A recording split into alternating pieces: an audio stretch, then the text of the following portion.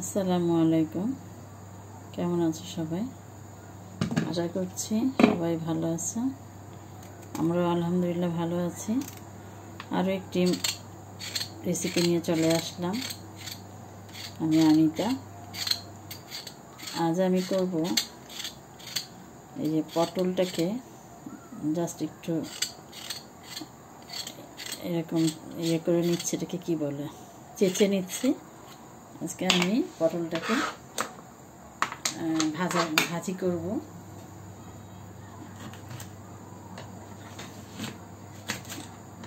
খোসা সহ যে ভাজে, খোসা সহ ভাজি করব এবং উপরে এরকম করে দাগ দিয়ে দেব।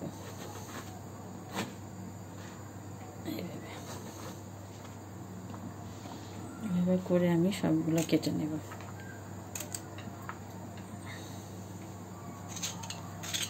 এমনি জাস্ট একটু এই যে দাগটা, একটু খোসাটা, পাতলা খোসাটাকে একটু ছাড়িয়ে নেব।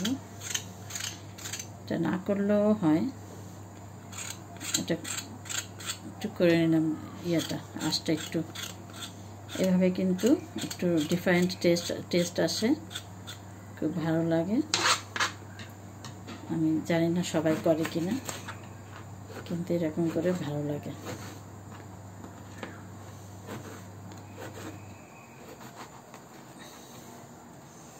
এভাবে আমি সবগুলো করে নেব।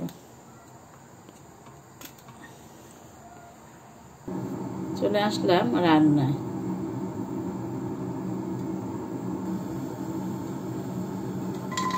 কাঁচামরিচ দিয়ে দিলাম। কাঁচামরিচটা আমার প্রয়োজন করা।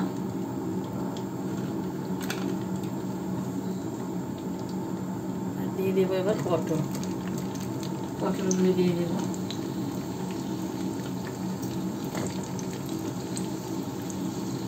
ভালোভাবে পটলগুলো ধুয়ে নিয়েছি।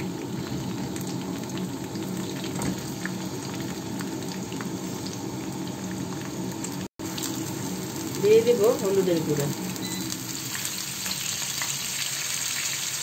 মরিচের গুঁড়া, আর দিব প্রয়োজন অনুযায়ী লবণ। আর এই মরিচের গুঁড়াটা কিন্তু একটু ঝাল কম, এই জন্য আমি কাঁচামরিচ দেব। দিয়ে দিব। প্রথমে আমি দিলাম পটলটা, কারণ পটলটা হতে একটু সময় লাগে, এই কারণে পটলটাকে আগে একটু ভেজে নেব।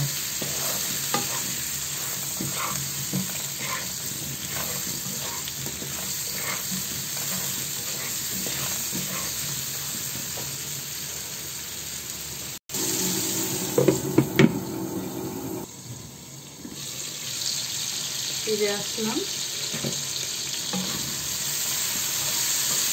কিছুক্ষণ পর।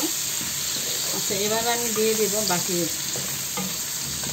জিনিস। যেমন আমি এখন দিয়ে দেব পেঁয়াজ কুচি,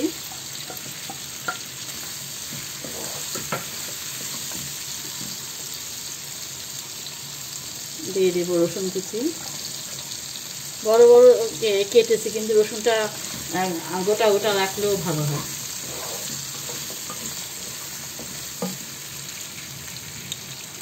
এবার দিয়ে দেবো আলু কুচি। আলুটা কুচি না, এটা সাইজ যেমন ইচ্ছা তেমনই পারে। আমি একটু বড় পটলের মতোই রাখার চেষ্টা করেছি। পটলটা যেহেতু লম্বা কাঠ, এ কারণে আলুটাও একটু লম্বা লম্বা রেখেছি। এখন এই পটলের সঙ্গে এটা আলুটাকে ভেজে নেব।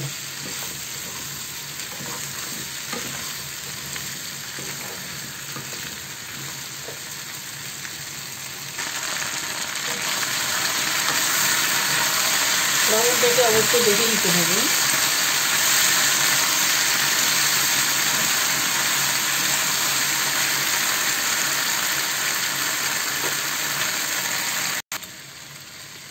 এই যে ফিরে আসলাম আবার কিছুক্ষণ পর।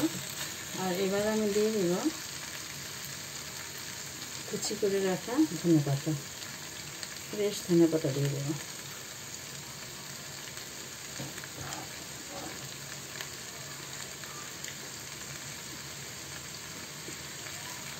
ধনেপাতাটা দিয়ে একটু ঢেকে দেব।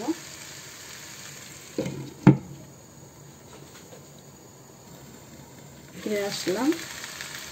আর এর মাঝে তৈরি হয়ে গেল খুবই মজার পটল আলু ভাজা। পটলটা কিন্তু শুধু আলাদাও করা যায়, আবার এভাবে যার কারো পটল পছন্দ না থাকলে সে আলু খাবে, এই জন্য এটা একসাথেই করা, পটল আলু ভাজা। এগুলো তৈরি হয়ে গেল পটল আলু ভাজা। আল্লাহ হাফেজ। গরম গরম সাদা ভাত দিয়ে খুবই মজার।